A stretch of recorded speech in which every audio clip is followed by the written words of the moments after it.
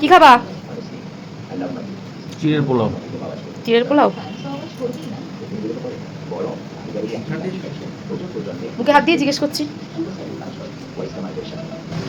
তো দেখো, অর্ডার তো নিয়ে নিলাম যে সকালে টিফিন কি হবে।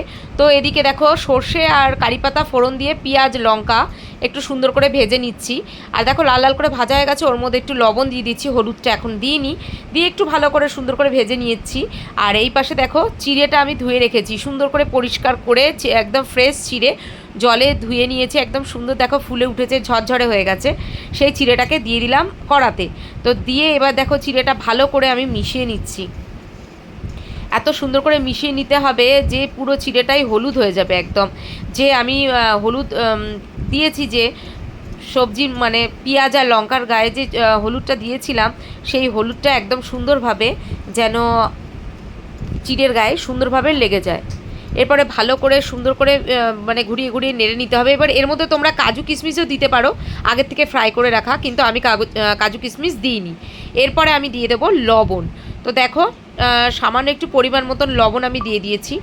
আর আমি বেশি করে বানাইনি আজকে, যেহেতু মেয়েও খাবে না আর আমিও খাবো না, ওর বাবার জন্যই সকালে টিফিন। আর যেহেতু নাইট ডিউটি চলছে, উঠে যে একটু বেলা করেই ঘুম থেকে উঠেছে, তো বললো যে দাও তাহলে আমাকে একটু চিড়ের পোলাও করে দাও, নাহলে আমি সকালবেলা রুটিই করি। তো ঠিক আছে, যখন বললো তখন সেইভাবেই করি। তো এদিকে দেখো সেই জন্য অল্প করে বসিয়ে দিয়েছি। আর এরপরে দেবো একটু সামান্য চিনি।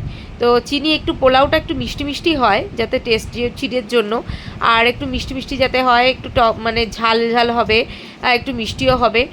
তো সেইভাবে আমি একটু সামান্য মিষ্টি দিয়ে দিলাম পরিমাণ মতন, দিয়ে একটু ভালো করে মিশিয়ে নিলাম। এরপরে দেখো আমি ফ্রিজের মধ্যে ধনেপাতা রেখে দিয়েছিলাম, সেই ধনেপাতাটা বার করে নিলাম প্লাস্টিক থেকে।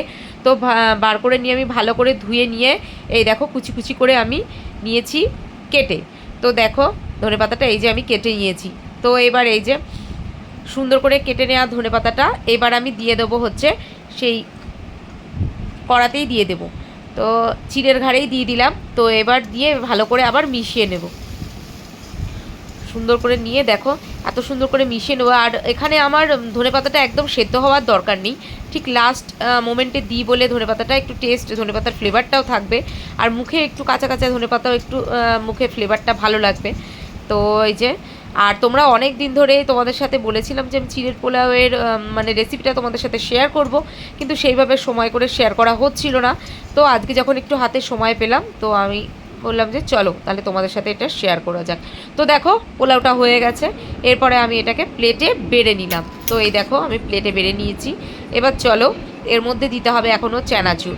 তো দেখি ওর বাবা চানাচুর দিয়ে খায় কি এমনি খায়। আর এই যে কাঁটা চামচটা নিয়ে নিলাম, নিয়ে ভুল হলো আমার, কাঁটা চামচ না দিয়ে প্লেন চামচ দিতে হতো, কিন্তু আমি নিয়ে গেছি আজকে কাঁটা চামচ দিয়ে দিয়েছি খেতে।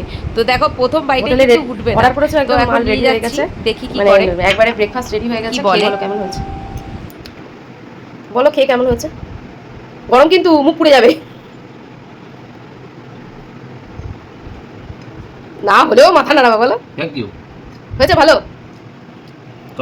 তোমার মতোই করে দিচ্ছি অল্প করে, মেয়ে তো খাবে না। এর মধ্যে একটু চানাচুর দিয়ে নাও, শসা চানাচুর। আচ্ছা চানাচুরটা নিজেই দিয়ে নিচ্ছে।